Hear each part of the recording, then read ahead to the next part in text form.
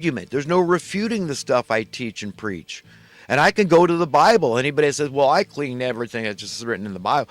I'm doing that constantly. I'm quoting scripture. And I believe that too. I believe the greatest teachings are in there, and they're teachings of Christ. Like he said, one far greater than Solomon is here. Listen to me. And Solomon, I mean, everybody should learn to be curious enough to learn the teaching of Solomon, who's called the world's wisest man. And it comes from that old, where Solomon was called on to decide whose baby it was. One woman couldn't have a baby, and she stole another woman's baby. And King Solomon couldn't decipher it. He couldn't figure it out. He didn't know how to deduce it. They didn't have DNA testing back in, thousands and thousands of years ago. So he said, well, let's just cut the baby in half and we'll find out. Give half to each mother. So that was wise. People said, well, and so the real mother, of course, would rather see the baby live and go to the illegitimate mother. So he knew. It's a touching, beautiful story, and that's where the wisdom of Solomon came from. But not everything he said was so smart. It wasn't so smart when he said out of 1,000 women, there's one righteous woman. I mean, there's one righteous man, but not one righteous woman. But he didn't go on to say out of a 1,001 there is a righteous woman, because there is. We all know. I mean, look at Ruth, the book of Ruth in the Bible. I mean, there's plenty of righteous women that I know in my life. I know righteous women, upright, good, decent women that value conscience and integrity and honor and reputation, that are very generous and compassionate and just good, decent people. I mean, that's it. Okay, I know there are. So he said a stupid thing. And like Jesus said, he's far wiser than Solomon. So the teachings of Jesus cannot be surpassed. So, but learn the teaching of Jesus. I mean, the teachings of Daniel were beautiful teachings too.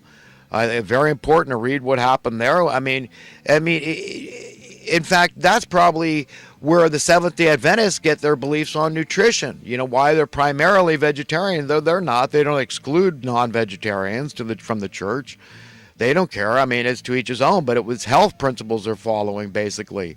You don't want a meat-based diet too much. You're going to end up with gut cancer. I mean, you're putting rotting flesh in your guts all the time, and you're not cleaning it out soon enough. You're not doing remedies like, at least eat plenty of oil of oregano, to offset it, but to prevent cancer and that sort of things, I would if I was eating a lot of meat. And I've enjoyed plenty of meat. I used to enjoy meat growing up. I mean, it tastes great. My body would probably really like it today. It makes me feel good. I get a heat surge. I feel strong. I can feel it, really, it's like eating spinach for Popeye.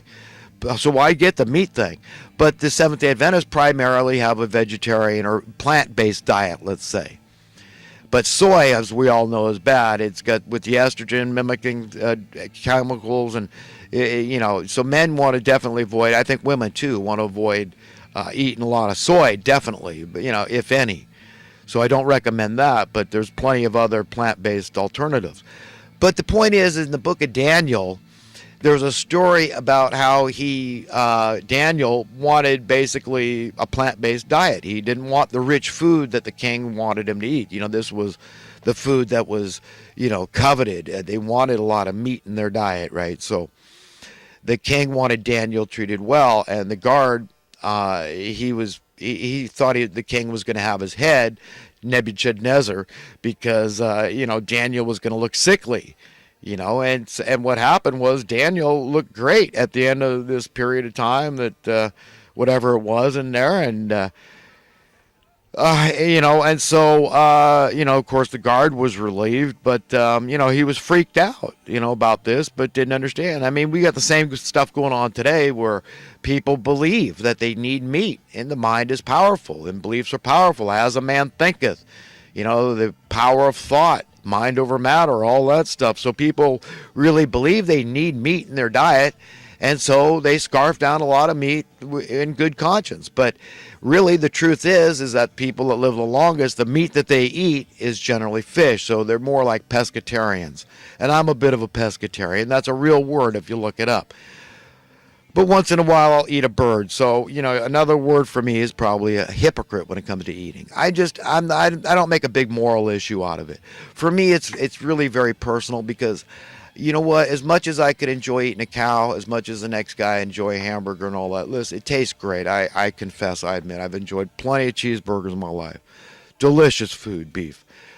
Okay, even though I am born under the sign of the bull. Okay, but listen,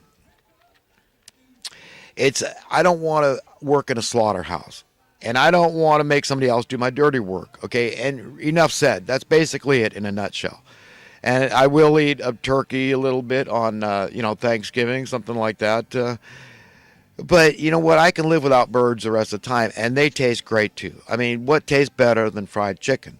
So, and it's not moral. I don't think God's going to judge. This is one of those things, even if it was a sin, people could say, oh, well, you're a smoker. And even if that was a sin, which I don't believe it is, and I don't believe you eating meat, especially if you're not a hypocrite, if you're willing to do the dirty work, then, by all means, go for it, man. Eat your birds and eat your other, animals out there. I'm fine with that. It's written on very early in Scripture that God gave man the earth to subjugate and subdue, and it's ours. Okay. I still think it's weird. I don't think anything is as it would be if things hadn't gone awry from the beginning. I'm making reference to the original sin, the fall of man, the knowledge of good and evil, and the subsequent curse that befell the earth. That's when I think things got all screwed up. Because it is very difficult for me to imagine that God enjoys watching a lion take down a gazelle and, gnaw its guts out. Maybe there's more about God I don't understand. But for the life of me, I just think that's kind of bizarre. Okay, I really do.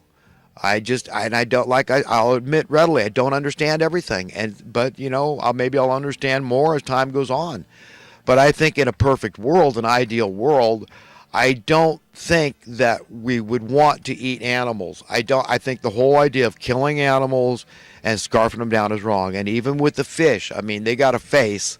And, it's not a walk in the park to skin a fish, bone a fish, and eat it. I'm willing to do it, though. So I'm not a hypocrite in that sense. At least I'll do it, but I begrudgingly. So I kind of wish there was fruit and vegetables, plant-based things, grains and nuts and seeds and so forth that satisfied, that tasted as good and were satisfying. But I've got a corrupt body. You see, we're all feeding corrupt bodies.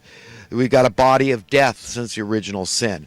We were supposed to have eternal bodies, okay, and never have to experience death. But things went awry. We listened to the evil one, and then death came in. So I can see my tape is ending, so I might as well just pause it here and see where I'm at. Continuing here. I got about 2 minutes left on this tape, so I guess I'm going to end the pontification period here. But I just wanted people to really, really, really think long and hard about what I'm saying about unifying and how unpleasant it is to live in a divided society. And remember, society for all of us is a grassroots thing, okay? It's in our local communities. And what you see around you is an archetype of what's going on around the world. So when you see desperation, when you see homeless people, when you see people struggling, when you know about the crime in your area and you know what's inducing it, okay, you've got to understand the causers, where the genesis is, okay, where it's all emanating from. It's emanating from on high. And they want us to believe our problems are just local. That maybe it's just you got a mental illness, you got a personal problem, you got PTSD, you got this issue or that issue, you got both bipolar or this or that, okay?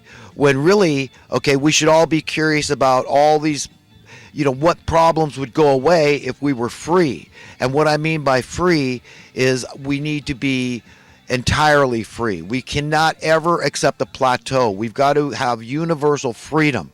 Do you understand? We need universal freedom through prosperity. This is the only answer I've ever come up with. Okay, so this is one that how can anybody object to? This is an issue that should bring together Democrats and Republicans. How can you be against what I'm saying about freedom through prosperity? How can the socialists complain? How can the capitalists complain? How can the liberals complain? How can the conservatives complain? None of us can complain about what I'm saying.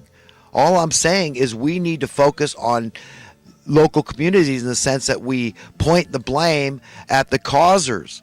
Okay, properly, it's the money printing class and the political sycophants that legitimize what should be illegal. The mainstream media, they're quick to go to these polls about how many people blame Trump for the government shutdown and how many people blame the Republicans. But do they ever talk about the polls before the bailout of '08, where 90+% of the American people, purportedly, from people I trust, sources I trust, say the American people were against that?